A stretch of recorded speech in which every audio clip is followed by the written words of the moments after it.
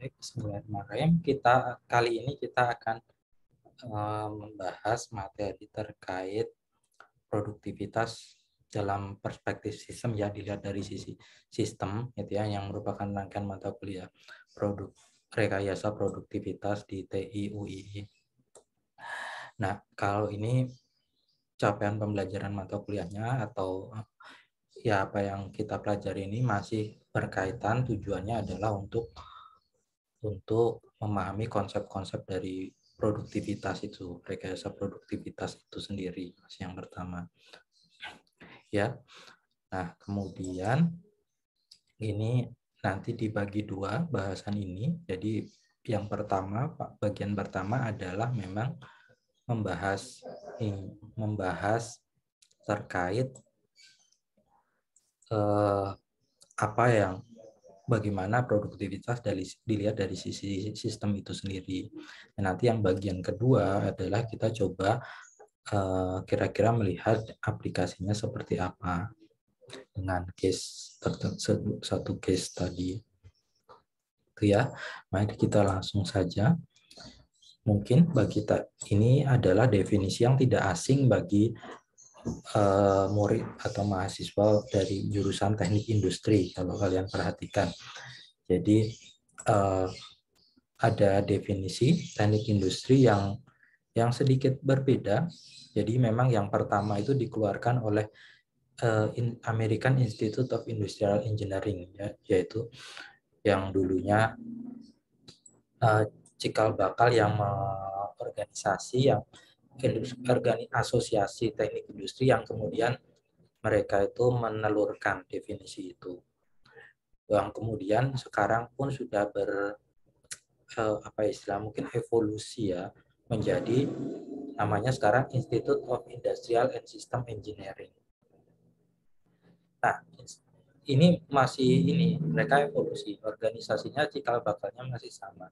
Cuman definisinya juga kemudian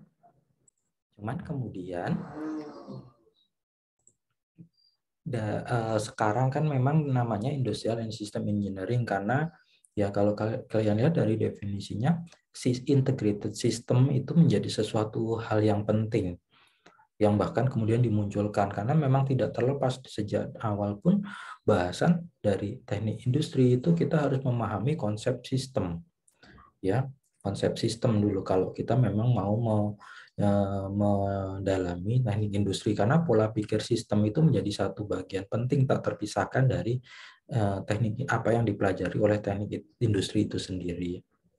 Kalau kalian lihat seperti itu dari definisinya. Jadi sistem thinking atau berpikir sistem itu apa maksudnya?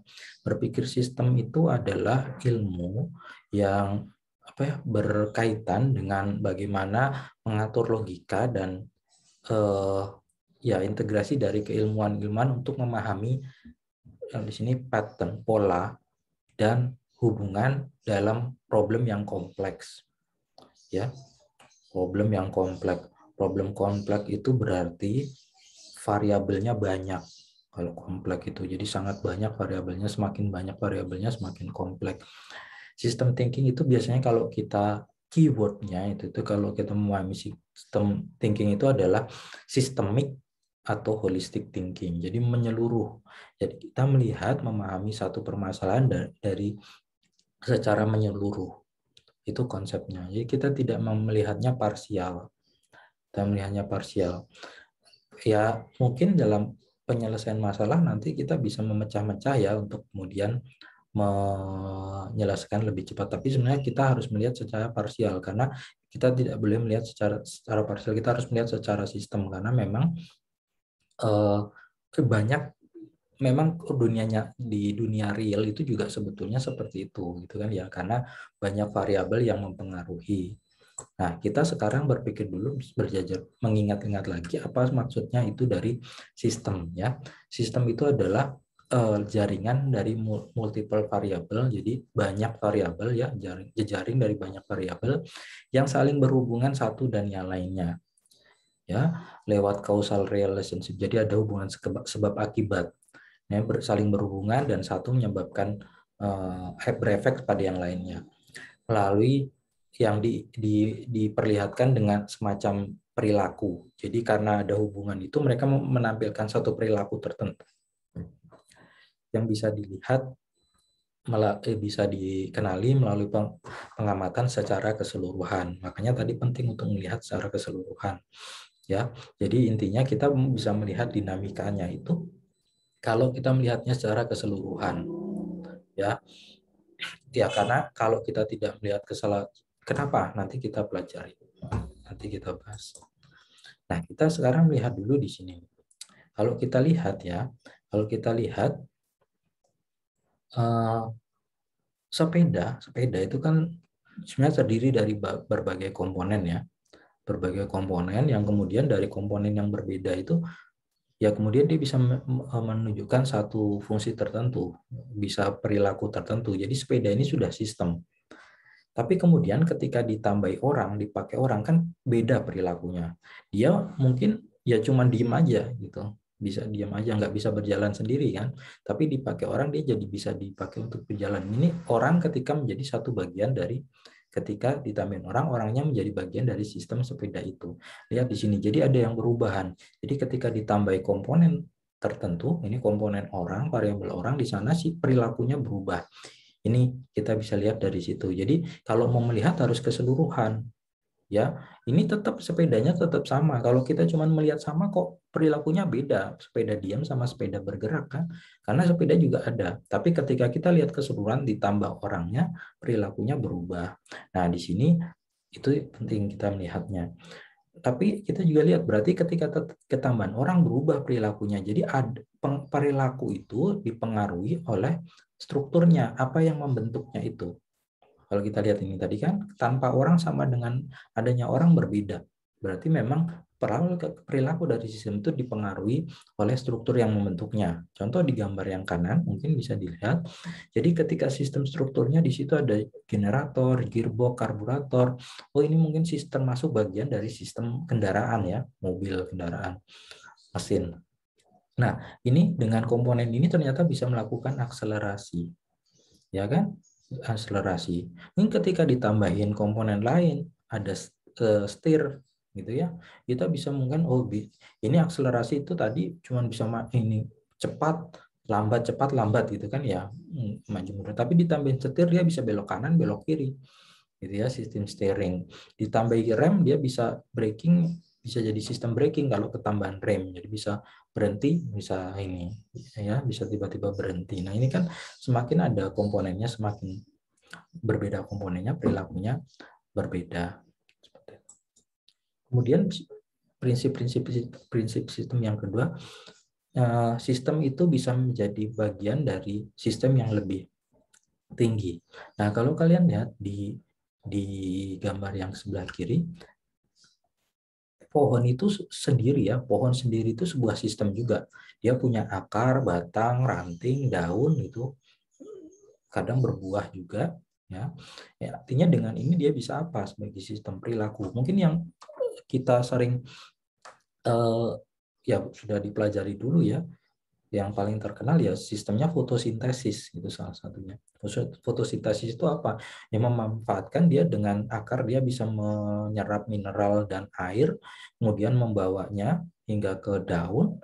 Daun menyerap energi dari matahari untuk kemudian melakukan perubahan fotosintesis, mengubah mineral dan air dan tadi itu dan energi matahari itu menjadi energi dan juga oksigen. Nah, itu kan suatu perilaku. Tapi kita juga lihat bahwa pohon ini bisa jadi bagian dari sebuah hutan. Jadi satu pohon itu jadi banyak hutan, banyak pohon itu membentuk satu hutan.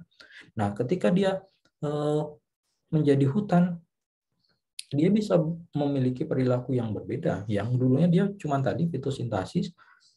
Kalau di hutan jadi apa? Oh, dia bisa jadi tempat habitat untuk makhluk hidup.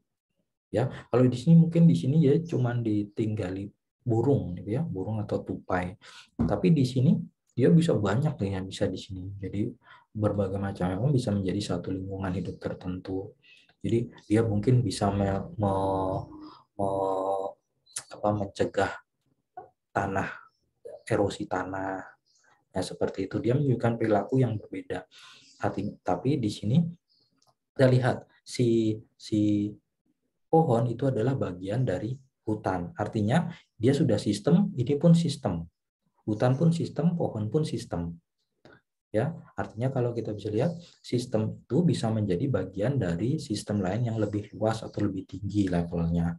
Kalau kalian lihat di gambar kanan, itu ada yang paling kecil itu sistem 1 atau narrow system of interest. Biasanya ya itu yang paling kecil yang memang masih berkepentingan dalam sistem yang ingin kita gambarkan. Ya seperti itu ya. Nanti di atasnya ada wider system. Jadi sistem 2 lebih luas lagi. Sistem 3 lebih luas lagi environment. Sistem keempat. Nah, batasnya sampai mana? Batasnya sampai ketika itu kan nanti diambil meluas sampai ketika tidak relevan lagi untuk luasnya. Contohnya yang gambarkan manusia lah. Manusia itu sebetulnya kalau dilihat apakah dia sistem paling kecil? Enggak, karena di dalamnya ada sistem pernafasan, sistem pencernaan, gitu ya.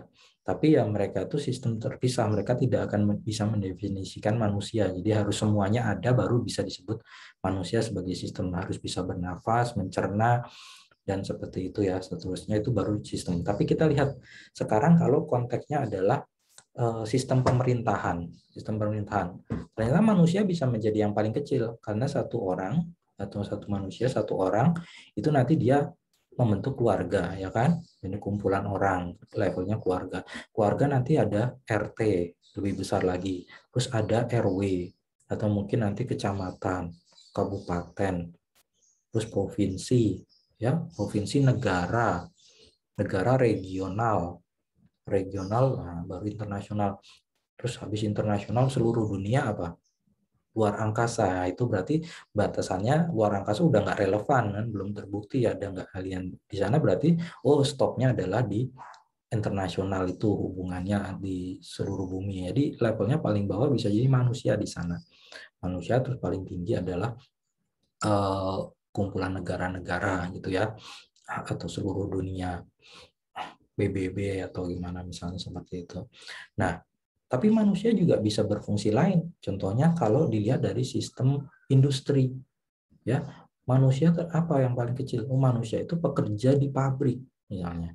Berarti dia manusia sebagai pekerja paling kecil. Nanti dia bekerja di pabrik. Berarti di situ ada kumpulan manusia juga, ada mesin juga gitu ya. Di pabrik itu menjadi satu workstation. Kumpulan workstation menjadi satu factory atau plant. Ya, plant ini nanti kan ada kan produksi ya, nanti ada yang bagian sales, ada yang bagian back office seperti finance, human resource, itu menjadi satu organisasi di perusahaan gitu ya. Perusahaan itu nanti kalau dia punya cabang-cabang dan dia punya misalnya multinasional gitu ya, di luar negeri juga mereka jadi satu grup perusahaan. Nah, seperti itu. Itu bisa jadi seperti itu. Jadi sama-sama manusia widernya tapi bisa ke arah yang berbeda. Nah, itu seperti itu. Jadi sistem itu bisa menjadi bagian dari yang lebih tinggi, sistem yang lebih tinggi. Yang prinsip sistem yang ketiga yang seterusnya adalah boundary menentukan scope dari sistem. Tadi kita lihat bisa semakin besar apa yang bagaimana kita bisa melihat ternyata yang penting untuk diamati adalah kemudian boundary atau batasannya. Batasannya itu dengan melihat batasannya itulah kita bisa mendefinisikan suatu sistem skopnya. Kalau kita lihat di gambar yang kiri, yang bisa lihat, kalau kita cuma melihat sebuah aki, yaitu bisa kita sebut itu car battery system. Ya, kita melihatnya cuma akinya. Ketika kita melihat satu mobil, aki tentunya bagian dari itu kan ya. Dari satu mobil seluruhnya aki ditambah roda ditambah dan seterusnya, jadi car system. Ya, nanti mobil dipandang kita melihat dengan mobil lain, dengan jalan, dengan bangunan itu jadi sebuah urban system, bisa jadi seperti itu. Bisa lihat. Jadi boundary atau batasannya itu menentukan kita sistem itu seperti apa. Nah, itu ya, ini perlu dipahami juga. Jadi kita penting melihat bagaimana menaik, kadang boundary itu tidak. Boundary itu seperti imajiner, ya, batasan itu seperti imajiner. Tergantung kita dalam berpikir menentukan mana batasannya. Itulah yang membuat kita bisa mendefinisikan sistem itu sendiri. Nah, kemudian tadi kita lihat ternyata di contoh ini ya, ternyata di boundary itu pun kan imagine ternyata ada yang masuk dan ada yang keluar. Jadi kalau kita ibaratkan di boundary ini sebuah sistem, ternyata ada yang masuk, ada yang keluar. Aki dia butuh air, masuk air, dan dia keluar listrik, menghasilkan listrik. Nah, kalau mobil bahan bakar minyak, pelumas ya, sama air, sama udara, ya membutuhkan mengeluarkan ya gerak seperti itu, terus asap gitu. Kalau di kota sumber daya itu nanti ada waste, ada pollution. Artinya ada yang masuk, ada yang keluar, ya kan? Jadi seperti ini. Jadi sistem itu tidak close. Mungkin kalau dia close ya dia tidak bisa mengambil input atau output kan. Jadi boundary tadi kan saya bilang juga semacam imajiner. Jadi kita bisa bilang open system. Jadi ada yang input yang masuk dan output yang keluar. Jadi di sistem, bisa dibilang di dalam itu sistem, di dalam boundary, di luarnya itu lingkungan, surrounding itu lingkungan, kita bisa bilang. Tapi sistem itu berinteraksi dengan lingkungan, karena dia butuh mengambil input dari lingkungan dan mengeluarkan output dari lingkungan. Nah, kadang ketika dia mengeluarkan output, artinya dia memberikan sesuatu ke lingkungan dan mengambil sesuatu dari lingkungan, itu kan berubah kondisi lingkungan. Yaitu ada feedback yang masuk ke dalam sistem tadi. Nah, itu dia masuk memberikan feedback bisa jadi. Dan kalau kita pahami, ya inputnya yang masuk berbeda dengan output yang keluar. Jadi di dalamnya itu pasti ada proses transformasi kan. Input-input tadi ditransformasi menjadi satu output. Jadi sistem itu melakukan satu proses di dalamnya itu untuk transformasi. Jadi sistem itu dipengaruhi dan berinteraksi dengan lingkungan itu ya, di dalamnya juga melakukan satu proses tertentu. Jadi hubungannya dengan produktivitas itu apa? Hubungannya dengan produktivitas adalah ketika kita lihat tadi ada input masuk di proses, kemudian menjadi output dan bisa jadi feedback. Memberikan feedback, masuk input lagi, dia terus seperti ini cycle ya. Nah, kita tahu produktivitas adalah output dibagi input. Salah satu definisi yang teknis adalah ketika rasio adalah antara output dan input. Nah, di sini kan kita bisa lihat berarti kalau kita mau meningkatkan produktivitas, itu bagaimana? Ya, outputnya kita tingkatkan, inputnya tetap. Misalnya seperti itu ya. Atau outputnya tetap, tapi inputnya kita turunkan. Nah, itu kan kita bisa meningkatkan input. Yang bagus bagaimana? Ada lagi enggak? Ya, tentu yang paling bagus ya ketika outputnya kita tingkatkan, inputnya kita turunkan juga. Jadi dua-duanya dilakukan. Kan nanti marginnya jadi lebih besar hasilnya. Itu yang paling bagus. Jadi bisa tiga kemungkinan ya. Nah, kita lihat di sini.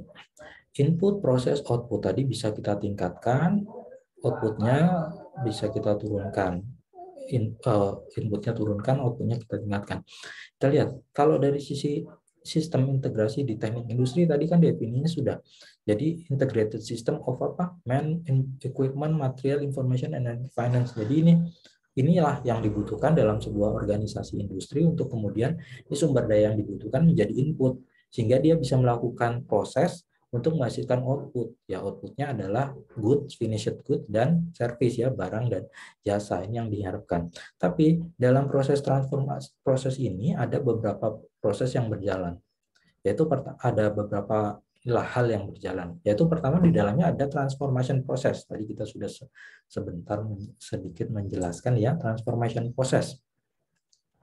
Artinya ada perubahan input dan output yang keluar beda dengan input yang masuk, artinya ada perubahan di dalamnya. Kemudian ada value added process, dan output yang keluar seringkali lebih bernilai dibanding inputnya. Ya, artinya ya gini, namanya bisnis itu kan kita pengen mendapatkan profit, untung. Profit itu kan didapatkan dari ketika yang kita jual itu lebih besar daripada yang kita korbankan, cost-nya, biayanya kan. Jadi harga yang kita jual, penjualan kita lebih besar dari biaya yang kita keluarkan. Nah, biaya itu kan adalah nilai dari input. Sedangkan price atau harga jual itu atau yang sales yang kita lakukan adalah nilai dari output. Nah, nilai dari kalau kita mau profit, nilai dari output harus besar dari nilai dari input. Jadi dari input-input yang membentuk itu pun nilai outputnya harus lebih besar. Ya, karena kalau seperti itu baru ada margin. Jadi ada penambahan nilai di dalam proses tersebut. Baik secara ekonomis maupun secara fungsi ya. Nah, kemudian ternyata selain itu juga ya, ternyata kita kan karena dia penambahan proses kan berarti kita inginnya juga produktif, artinya banyak yang kita bisa hasilkan kan, produktif. Tapi ternyata ada proses juga di sana, ada yang non produktif dalam proses itu. Ya kita pinginnya sih produktif semuanya ya, tapi ternyata juga ada proses yang tidak produktif, aktivitas yang tidak produktif. Taunya dari mana ya? Kalau kita lihat namanya manusia juga, manusia kita makan, memberikan input, makan, minum, bernafas, ya proses produktifnya apa yang kita lakukan ya kita mendapatkan energi untuk beraktivitas itu. Tapi kan ada juga yang kemudian kita keluarkan ya, yang menjadi kita bilangnya waste. Jadi yang ternyata tidak dibutuhkan dari dan selalu ada itu kita keluarkan. Begitu juga di organisasi dan pabrik ketika berproduksi bisa jadi ada seperti itu waste. Nah, limbah industri itu juga kita keluarkan. Itu sebenarnya tidak produktif, kita pengennya itu sesedikit mungkin. Nah, tapi itu bisa jadi muncul, itu perlu diketahui. Kemudian apalagi ya, sistem thinking bermula dengan mendefinisikan problem. Ini erat kaitannya dengan fungsi dari seorang sistem industrial engineer sebagai problem solver. Kalau kita lihat ya, ukuran dari sistem, size of system itu tadi kan bisa berbeda tergantung scope-nya, boundary-nya tadi. Jadi semakin besar, semakin besar. Nah, kalau kita mau menyelesaikan permasalahan sistem yang semakin besar, itu ternyata berhubungan juga linear dengan waktu yang dibutuhkan. Semakin besar masalahnya, waktu yang untuk menyelesaikan masalah itu juga semakin besar. Kalau kalian bisa lihat di gambar yang di kiri ini, ya kalau kita cuma ngomongnya size of systemnya, kita ngomong bahasan tentang solid waste gitu ya, solid waste atau capacity, itu yang mungkin waktu penyelesaiannya bulanan. Tapi kalau kita sudah mau gimana kalau pokoknya buang solid waste ini, dibuang gitu misalnya, kan mungkin selesai bilang.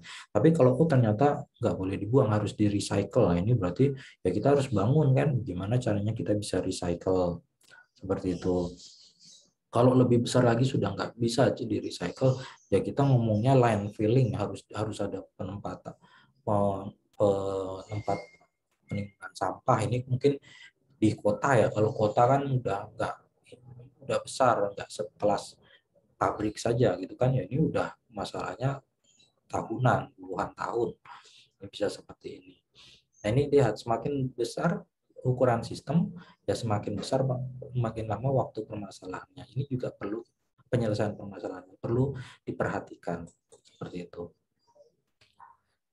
Nah, artinya tadi ada komponen-komponen yang bisa kita lihat dan kita harus bisa sebetulnya mengenali apa yang menjadi output dan apa yang menjadi input. Karena pasti sistem itu mengambil input dan kemudian mengeluarkan output. Nah, dari situ kita bisa mengukur produktivitas. Ini ada contoh ya, data airline punya data seperti ini nih, dari 2 tahun yang berbeda. Datanya ada tiketing. Tiketing itu adalah pemasukan dari sisi penjualan tiket. Kalau direct labor cost itu adalah biaya tenaga kerja langsung. Kalau indirect biaya tenaga kerja tidak langsung, misalnya pernah dengar.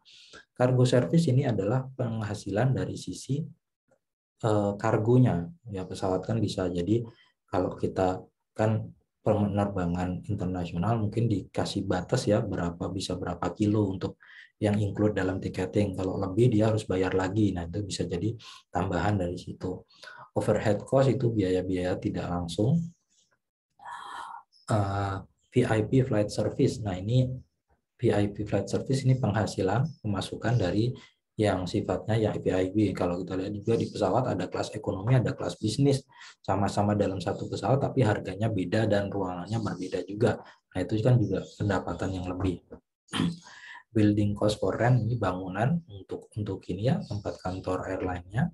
Maintenance cost yang untuk memaintain si pesawat dan lain-lain. Administration cost, biaya juga biaya Kalau kita lihat dari data ini ya, kira-kira bisa nggak sekarang kita memisahkan mana yang output, mana yang input? Itu harus bisa ya, kita harus bisa mengenali dari data ini mana output, mana input. Nah, benar. Kalau statement of output jadinya seperti ini. Jadi ticketing, kargo, flight service karena mereka semuanya kan tadi penghasilan pemasukan itu output. Nah, sisanya yang biaya-biaya itu kan kita bisa bilang itu input.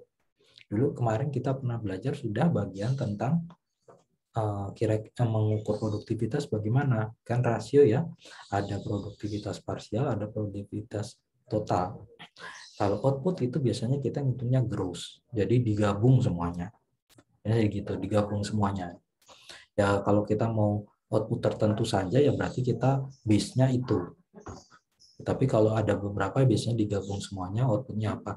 Kalau kita mau partial productivity tinggal nanti total output tadi dibagi masing-masing biaya ini. Nah, ini nanti jadi partial productivity. Kalau kita mau lihat labor cost, indirect labor cost, atau mau kita lihat labor cost saja berarti direct sama indirect digabung. Jadi labor cost. Itu bisa jadi seperti itu namanya apa ya? Multiple productivity itu. Tapi ada juga yang total productivity kan, jadi inputnya digabung juga semuanya all. Jadi kita ingin melihat di sini kita kira-kira performance secara keseluruhan itu bagaimana, itu di ini digabung terus baru dirasiokan. Kalau ini mungkin lihat tertentu ya, tertentu bagian-bagian tertentu, kita ingin menyasar bagian tertentu, kita melihatnya partial productivity. Nah kemudian kita melihat di sistem manufacturing, sistem in manufacturing. Mungkin kalian juga sudah pernah mendengar istilah dari 4 Industrial Revolution ya, revolusi industri yang ada 4 tahap, bilang yaitu industri 1, 2, 3, industri 4.0. Ya. Nah, ya ada sih sekarang juga istilah dengar-dengar yang menyuarakan industri 5.0 gitu ya. Tapi ada yang bilangnya itu society 5.0 juga gitu ya. Cuman ini, jadi itu masih konsep untuk di masa depan setelah ini nanti bagaimana. Tapi yang sudah muncul mungkin sudah dilaksanakan itu society 5.0. Nah, tapi yang sudah pasti sekarang eranya itu sudah industri 4.0. Kalau kita lihat perubahan era ini, perubahan industri 1.0 itu kan bermula dari ketika manusia itu menemukan mesin sehingga tenaga manusia yang terbatas itu bisa dibantu mesin. Jadi kita bisa melakukan kita punya kekuatan untuk melakukan produksi.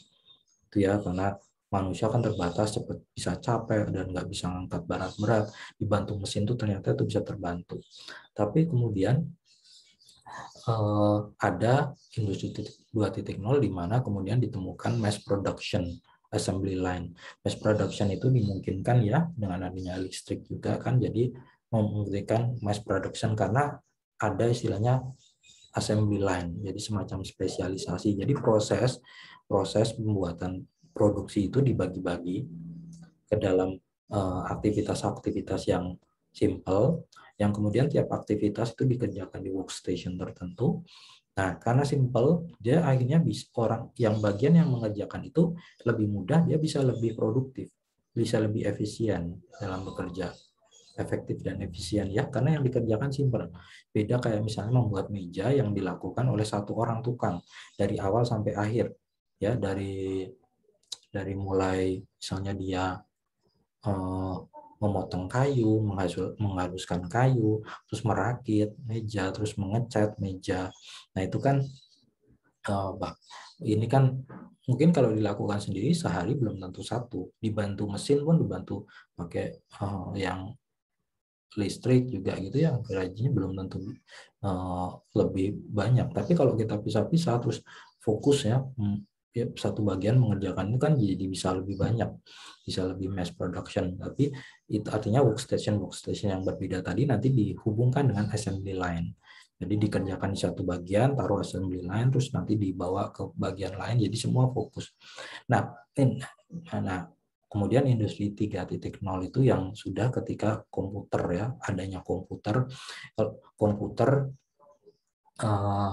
memungkinkan kemudian oh itu bisa diotomasi, tidak harus ada orang lagi, udah ada robot-robot gitu ya. Jadi ini mengurangi tenaga kerja orang untuk yang kasar gitu, tenaga kasarnya karena bisa digantikan robot dan lebih robot kan nggak capek gitu ya. Nah, kemudian ada yang industri 4.0. Nah, di sini tapi kalau di 3.0 tadi kelemahannya apa? Ternyata untuk pekerjaan-pekerjaan yang sifatnya masih kreatif gitu ya, kan robot menggantikan manusia tapi harus diprogram. Apa yang diprogram itu yang bisa dilakukan robot. Kalau yang enggak ya nggak bisa. Tapi di industri 4.0 itu sudah ada smart factory. Artinya ketika dia mulai kreatif itu sudah memungkinkan robot melakukan hal-hal yang kreatif. Jadi manusia makin ini lagi makin oh sudah bisa gitu ya hal-hal kreatif. Bahkan di sini mulai bisa dilakukan mass customization. Apa itu mass customization? Yaitu sesuatu yang revolusioner karena apa? Karena biasanya antara mass sama customization itu saling berlawanan. Jadi kita ngomong mass production, biasanya kalau kita mau mass production, produksi massal, ya harus kita, ya cara terbaik adalah membuat sesuatunya standar. Jadi barangnya standar, jadi kita bisa buat sama banyak. Gitu kan? Tapi kalau customisasi, jadi mau tiap barang berbeda ya harus dikerjakan oleh satu orang. Ya, jadi dikerjakan selesai gitu per order, itu nggak bisa melakukannya secara mass. Nah ini dimungkinkan industri 4.0 ini yang dua hal yang berlawanan itu dimungkinkan untuk digabungkan karena sudah smart gitu.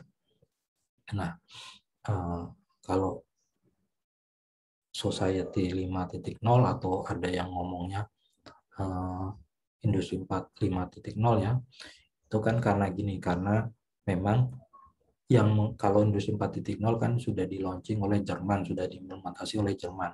Tapi kemudian negara Jepang itu melihat, negara Jepang itu kan kasusnya orang angka lahir bayinya lebih rendah ya kan dari yang lain. Jadi piramida penduduknya itu agak beda. Jadi memang kemunculan bayi baru itu rendah sehingga lebih banyak orang tua.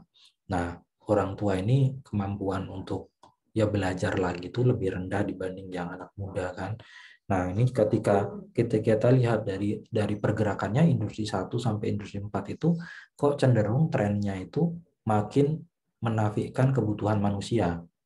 Awalnya manusia masih perannya besar, dibantu mesin kan, memang jadi bisa bekerja. Terus ada assembly line, oh manusia jadi bisa digantikan, jadi makin berkurang kebutuhan manusia. Manusia nggak harus lagi ahli gitu, nggak harus lagi ahli, dia cukup bisa bekerja di satu aktivitas tertentu.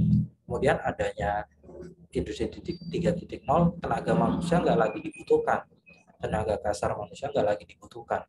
Manusia nggak harus, manusia cuma sebagai yang tenaga knowledge saja, yang kreatif gitu saja, yang mungkin install atau setting gitu, karena yang kasarnya tenaga itu udah digantikan mesin. Dengan ada industri 4.0 bahkan kreatif itu mungkin bisa diambil oleh mesin nantinya, bisa komputer gitu kan. Ini trennya tuh kan semacam sepertinya manusia makin tidak dibutuhkan. Akhirnya yang negara Jepang yang melihat hal itu was-was dan akhirnya dia meluncurkan namanya Society 5.0. Jadi tidak memakai industri tapi society. Jadi mengambil arah yang lain. Karena apa? Karena yang dia inginkan itu adalah bagaimana agar mesin ini tidak menggantikan manusia. Jadi nah konsep society 5.0-nya adalah mesin itu membantu manusia. Jadi society-nya yang ditengahkan. Jadi ini supaya menghentikan laju tadi tren yang mengkhawatirkan tadi, yang khawatirnya nanti manusia itu tidak lagi dibutuhkan, diganti mesin. Society 5.0 itu di mana mesin itu berjalan bersama dengan manusia. Jadi kalau contoh yang praktikalnya itu dulunya di 4.0 itu ada virtual reality. Jadi manusia tidak perlu kemana-mana lagi, dia cukup duduk di rumah pakai VR, sudah bisa bekerja, sudah bisa kemana-mana gitu kan ya. Nantinya manusia jadi nggak dibutuhkan bergerak, cukup diam, duduk diam aja. Tapi kemudian diganti augmented reality. Oh ternyata bisa bergerak bersama gitu. Ada nggak ada barangnya tapi ternyata ada kayak main Pokemon gitu ya. Pokemon monsternya nggak ada, tapi kalau kita lihat pakai handphone ada monsternya, itu kan augmented, jadi berjalan bersama. Nah, industri 5.0 itu juga kayaknya yang mengambil istilah itu meniru ke sana juga. Jadi memang ini ya, jadi apa yang Society 5.0 tadi sekarang digaungkan juga beberapa ngomongnya sebagai industri 5.0. Arahnya seperti itu. Yang saya pahami seperti itu. Jadi tapi di sini yang poin saya ingin saya terangkan adalah ketika kita lihat ternyata industri 2.0 itu yang paling lama lah istilahnya, di antara yang lain-lain itu yang paling lama itu dengan ketika dan paling merubah istilah industri dunia itu adalah ketika di level industri 2.0. Industri 1.0 kan cuman mesin uap, dan itu waktunya ya mungkin sedikit kurang dari 100 tahun lah eranya itu. Industri 2.0 itu lebih lama karena dia sekitar 100 tahunan implementasinya. Sampai ya 1950-60-an lah, dari 1850-an. Nah, kalau industri 3.0 ini ya baru mulai ketika ada komputer itu. Jadi 1960-an sampai mungkin 2000-an, nggak sampai 100 tahun. Dan apalagi industri 4.0 baru-baru ini kan setelah 2000-an. 2000-an ya baru sebentar, baru 2000 berapa gitu kan, baru di launching itu sudah mau 5.0. Jadi semakin lama semakin pendek. Nah, tapi yang signifikan yang kita banyak pelajari keilmuan teknik industri itu ketika kita belajar mungkin di sisi mass production dan assembly line. Di sini hal yang penting perlu kita pahami. Nah, di production activities, jadi kalau proses tadi kan, jadi ketika memproduksi sesuatu, ini karena tadi ada pemisahan ya, assembly line itu, terus ada pemisahan fungsi, pemisahan aktivitas. Bahkan termasuk tidak cuma produksi di pabrik, organisasi secara keseluruhan, ada marketingnya, ada finance, itu kan jadinya terpisah apa pemfokusan. Tapi mereka tetap harus bisa ada proses berjalan di dalamnya kan ya, yang aktivitas-aktivitas berbeda itu tadi seperti itu. Nah, ini adalah model ketika misalnya produksi itu menghasilkan good and service ya. Good and service ada aktivitas-aktivitas yang berkaitan di dalamnya. Nah, kalau kita melihat coba sekarang, good and service yang dihasilkan adalah output, dan proses yang dihasilkan adalah ini ya, proses di dalamnya ada rangkaian aktivitas, dan input itu tadi seperti yang kita di dalamnya itu bagaimana sih sebenarnya proses. Nah, ini akan kita bahas di bagian kedua. Untuk bagian pertama saya cukupkan dulu, sekian, terima kasih.